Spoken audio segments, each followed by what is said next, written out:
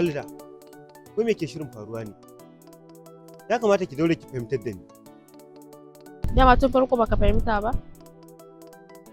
Gaskiya ban fahimta ba. Dan Allah, ki daure ki fahimtar da ni. Shin wai me ke shirin faruwa da ni ne wai? Ya kamata a ce zuciyarka ta fahimtar da kai.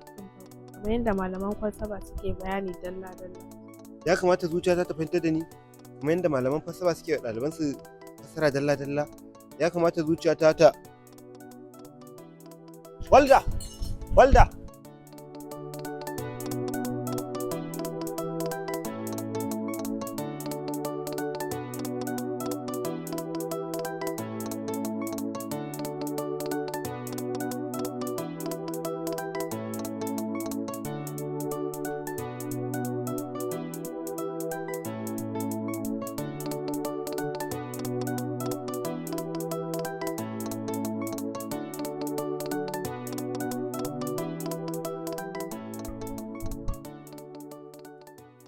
Ba dai kina nufin ce Salim ya rasa walida ba.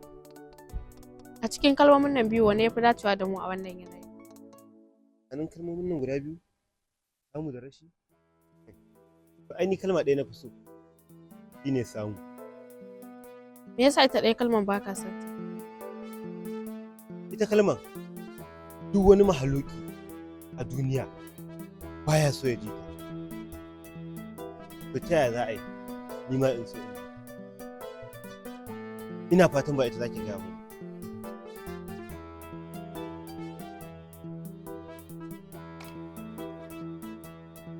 Alhamdulillah, walida ta zama ta Salim. Ban gane me kake nufi ba.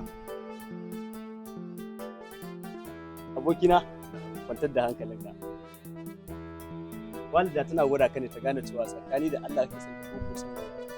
Yanzu wannan abun gwada na ake yi. Akan azabtar da zuciya ta haka? Ƙwarai kuwa walida gwada ka take. Wai haka? Abokina.